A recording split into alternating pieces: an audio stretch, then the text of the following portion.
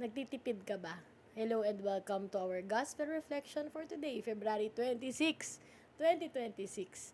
At napakaganda ng ating gospel kasi sabi doon, ask and you will receive, seek and you will find, knock and the door will be opened. At sabi din na do whatever you want others to do unto you. Ang hirap nito kasi tayo, madali tayong manghingi kay Lord. Lord, sige nga, please bigay mo sa akin to. Lord, sige nga, ito yung kailangan ko, baka naman pwede mong ma-provide. Pero tayo, madalas nagtitipid. Lord, anong makukuha ko from this?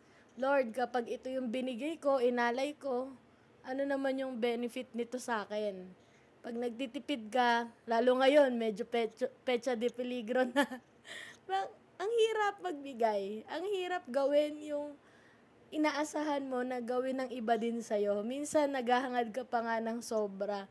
Kasi akala natin, mauubusan tayo eh. Ganun eh. Pero the Lord ask us to reflect. Ano ba yung mga kailangan nating i-ask sa Kanya?